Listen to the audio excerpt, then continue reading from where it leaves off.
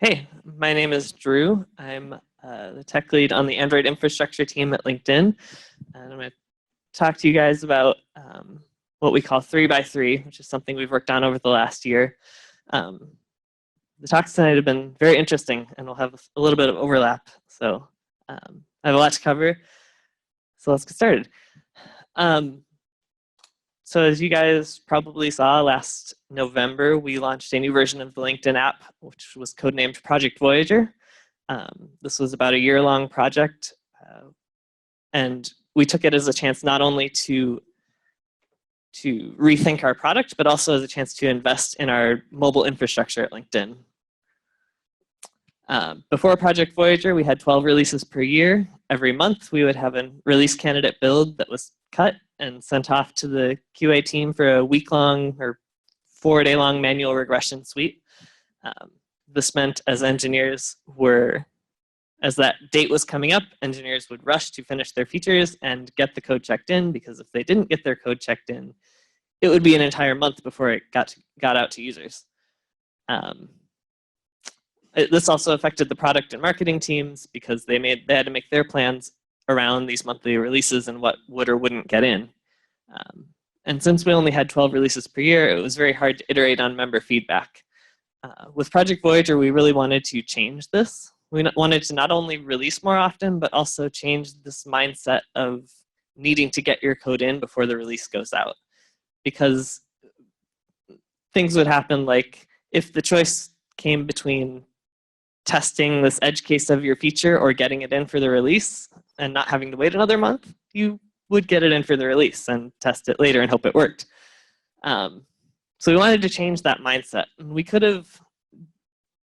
thought about just releasing more often, which is kind of the easy way, but that doesn't really fix the mindset. We just have a mad dash every week instead of every month. So the rule that we came up with, we called 3x3, which means we release 3 times per day with no more than 3 hours from the time code is checked in to the time it becomes available to members. Now, obviously, we can't ship to the App Store and Google Play every 3 hours. Apple's reviews times have gotten faster, but not quite that fast. But we do have a set of members that we can ship to 3 times a day, and that's our 9,000 employees. So why do we pick 3 hours? It's not enough time for any manual testing steps. Those, we could try, we could hire someone, but I don't think we would keep that position filled for very long. It's also not enough time to test everything, because our goal wasn't 100% automation. Our goal is to be able to iterate faster.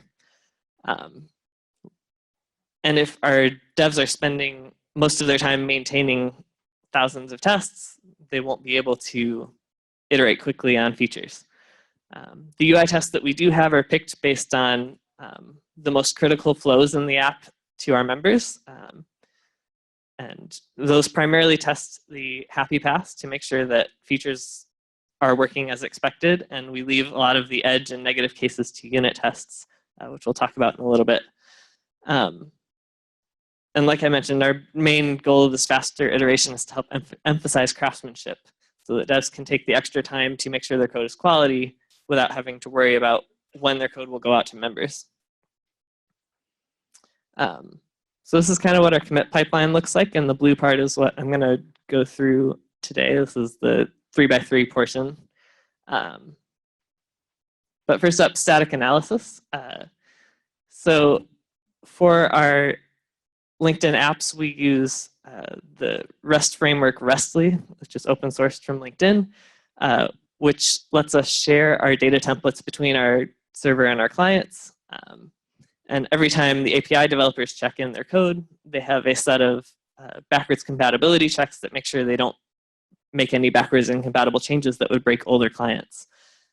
On the client side, we also have code generators that generate Java and Objective-C and Swift classes for our models, so that developers don't have to write those and we don't have error-prone models getting checked in. On the Android side, we use Java check style to make sure our code is consistently formatted.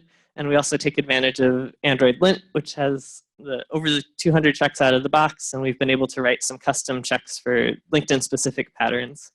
On the Swift side, we're still pretty early on Lint, but we've been using the Swift Lint from Realm and added some custom checks for LinkedIn there as well. So as I believe some of these guys have talked about, building the code can get slow. This slide's a little outdated. I haven't looked recently, but a couple of months ago when I made the slide, we had over 500,000 lines of code between Android and iOS in our flagship apps. Building those apps was very slow. On the iOS side, we made the decision to use Swift for the app and have struggled a lot with Swift compile times. At one point, as that says, it took over 2 hours.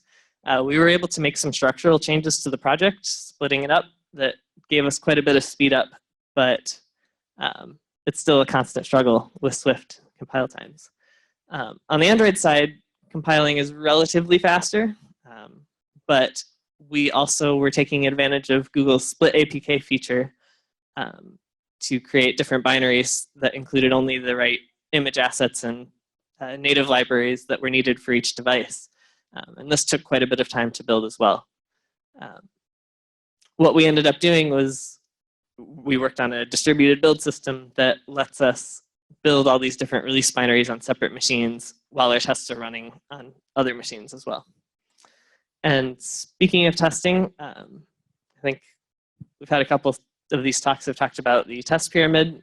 It's pretty similar. We have unit tests, which are just what you would expect. We have a concept that we call layout tests, which we talk about as unit tests for views. These are tests that will bring up a portion of your UI without any of the rest of your app backing it, and it will fill it with dummy data and make sure that it renders properly when you have long strings, short strings, missing data. It'll also make sure that all of your views render properly in right to left mode. And it can do this almost as quickly as unit tests. On the Android side, we use a lot of the built-in checks from Espresso for this. And on the iOS side, we wrote some custom checks that have similar functionality. The third kind of test we run, we call scenario tests.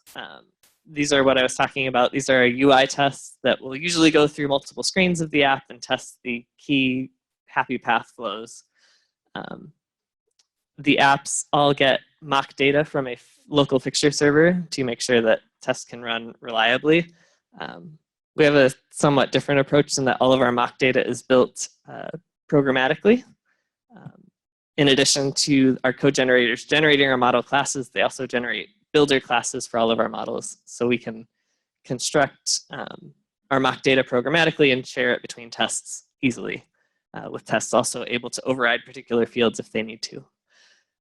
Yeah, and as I mentioned, this is not an exhaustive suite of tests because we want it to be quick and we want it to be low maintenance cost. Now, testability, flakiness. Last summer, especially on the Android side, we were getting closer and closer to our launch date. We'd written a bunch of tests to make sure that we could meet our 3x3 goals, and they were very unstable. We had all of the issues that were talked about in the Android talk, and we actually went and watched that GTAC presentation video, and we watched it numerous times in great detail. And then we went and actually talked to the team at Google and asked for advice from them. And then we tried to implement all of those things that we talked about tonight in a period of about 2 months. And the 2-month time period is why a lot of it is not yet open source, because it's not quite ready for that. But we're working on it. Yeah, the big problem we saw was needing a consistent test environment between our dev machines and our build machines. On Android especially, we had devs using Genymotion, devs using physical devices, some using the stock emulators, all with different screen sizes, different configurations, different API levels, and none of our tests passed everywhere. What we ended up creating is a self-contained tar file, essentially, that would contain everything you needed to run an Android emulator, as well as a script for starting it reliably, which we then added a Gradle task that devs can use, and that's also used in our CI system for starting Android emulators. And that helped a lot in getting at least everybody in the same device environment.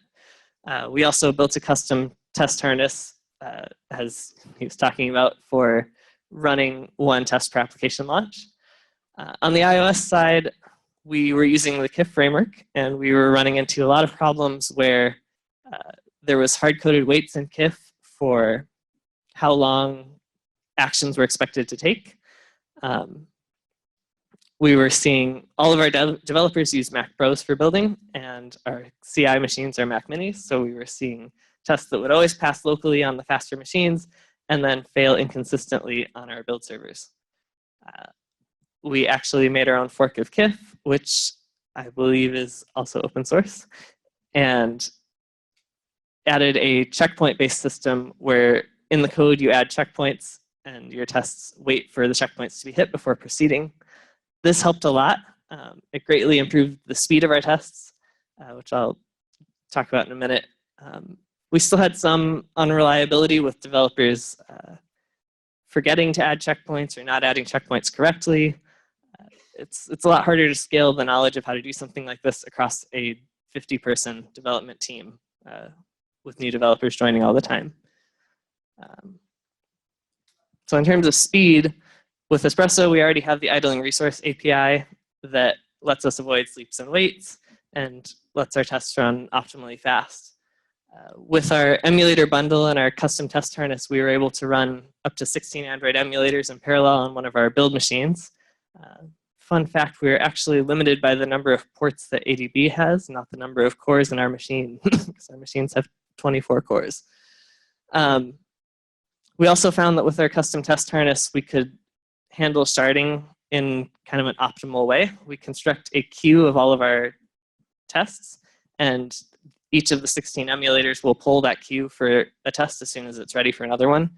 So our sharding is completely dynamic and doesn't need to worry about one group taking longer than another.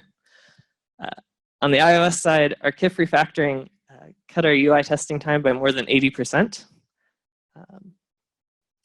But we were also limited just by being able to run a single simulator on one Mac Mini. So we worked on a distributed testing system that let us shard our iOS tests across multiple machines. Again, as was talked about, there's a lot of instability related to using multiple machines in both the simulators and in the OS. And it helped a lot. It was still not ideal. On the iOS side, we still had some slowness and some instability, which on the Android side, I took a screenshot of our 16 emulators running. This is a test running on the left with the KIF before our refactoring and on the right after our refactoring. And something that now, as the iOS team saw our 16 emulators on Android and were struggling with their distributed builds, they got a little jealous and started working on what they called Project Hydra, where it can now run up to 4 iOS simulators on a single Mac Mini. And I don't know any of the details of this, so I can't talk to you about it, but if you're interested, I can connect you with someone who can help. So shifting gears a little bit again, wanting to release every 3 hours, we talked about needing to eliminate all of the manual testing steps. And some of those manual testing steps in the past were with our partner teams that didn't work directly on the app but would need to sign off on builds. The one example is the localization team. They would manually review every build before release to make sure that all of the translations were there and that everything was correct. So we sat down with them and we went through over 1,000 bugs that they had opened and kind of categorized them into how we could catch them with automated tests. We found that greater than 95% could be caught with automated tests. Mostly lint checks for hard-coded strings or improperly concatenated strings. And our layout tests would catch a lot of our right to left layout bugs and views that don't behave properly with long strings. The one part that is still manual is the semantic correctness of the translations, because basically the translator translates a string, but then when they see it in the context of the rest of the screen, they realize that a different translation would make more sense. This is an inherently human process, so it's still manual today, but we're working on automation to make this process easier for the translators so they don't have to manually review the entire app every time we want to do a release. In terms of actually getting our builds out to members, every 3 hours, our internal alpha testers get a new build. This is mostly the flagship team, plus some executives and product managers from other teams who want to see the latest code as soon as it's ready. For the rest of the company, they're a lot more like our typical members, where they only want to build once a week. They don't want to be downloading 3 builds a day. So they get a new beta build once a week, and at that point we would submit the iOS build to Apple for review. And then after being in beta for a week, the build gets promoted to production. And again, this slide is a little old. Apple's reviews are less than a week now. We had a couple instances where we couldn't release due to a build not being through review yet. But on the Android side, we can also take advantage of Google Play's staged rollout to gradually ramp our build throughout a day. And for how we get our builds to members, on the Android side, we can take advantage of the Google Play alpha and beta channel, which is actually very easy for employees. It's a little bit difficult getting people signed up, but once they're registered, we find that people get the new build within 24 hours pretty regularly. On the iOS side, TestFlight would be the ideal to use, but doesn't scale to our number of iOS users at the company. So we use a custom enterprise distribution, which does scale to our number of users, but has the downside that people need to be on the corporate Wi-Fi to upgrade, and it can't upgrade automatically while they're at home.